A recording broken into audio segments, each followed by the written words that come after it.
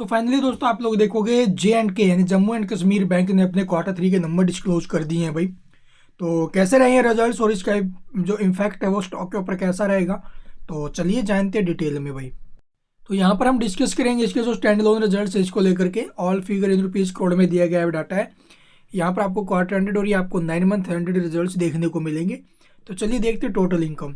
Total income की मैं बात करूँ तो यहाँ पर देखोगे 3,448 करोड़ की रही है, जो प्रीवियस में 3,419 करोड़ थी और प्रीवियस ईयर के सेम क्वार्टर में 3,063 करोड़ की।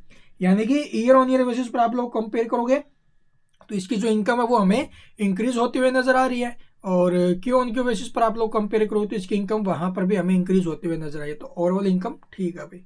एक्सपेंस अगर देखोगे, एक्सपेंडिचर जो टोटल किए हैं कंपनी, खर्चे जो किए बैंक ने, वो यहाँ पर देखोगे 2700 करोड़ के करंट क्वार्टर में है, जो कि प्रीवियस में आप लोग कंपेयर करोगे तो प्रीवियस में जो आपको देखने को मिल रहे हैं करीब 2632 करोड़ के, और प्रीवियस ईयर के सेम क्वार्टर में 2512 करोड़ के। यानी कि ईयर ऑन ईयर बेसिस पर एक्सपेंस बढ़े हैं and quarter to quarter basis पर भी इसके जो एक्सपेंस है वो हमें इंक्रीज होते हुए नजर आ रहे हैं भाई।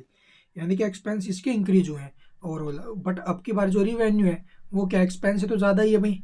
मतलब हम बैंक ने प्रॉफिट ही बनाया, बट प्रॉफिट से पहले देखोगे इसके जो प्रोविजंस है वो, तो प्रोविजंस जो हमें देखने को मिल रही है वो यहाँ पर आप लोग देखोगे अब की बार माइनस में गई है भाई, करीब 9 करोड़ 80 लाख, जो प्रीवियस में 32 करोड़ थी और प्रीवियस ईयर के सेम क्वार्टर में भी 9 करोड़ 43 लाख माइनस में थी। तो प्रोविजंस में गिरावट देखने को मिली है बड़ी।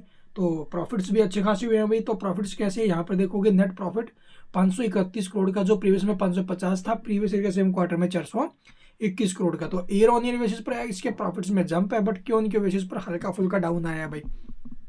इसके अलावा देखोगे भी इसके जो अर्निंग पर शेयर यानी कि EPS वगैरह 4.83, प्रीवियस में क्या था भी, प्रीवियस में था इसका लगभग 5 रुपये और प्रीवियस ईयर के सेम क्वार्टर में 4.03 रुपये। तो अर्निंग पर शेयर क्यों उनके बेसिस पर टूटा है, ईयर टू ईयर बेसिस पर तो इंक्रीज है। NPA वगैरह देखते हैं भी, gross NPA and net NPA। Gross NPA आप लोग देखोगे 4,041 करोड़ का है, जो प्रीवियस में 3916 करोड़ था, प्रीवियस ईयर के सेम क्वार्टर में 4526। यानी कि ईयर ऑन ईयर बेसिस पर ये टूटे हैं, बट क्यों उनके बेसिस पर ये इंक्रीज होते हुए नजर आए, जो कि एक नेगेटिव संकेत है।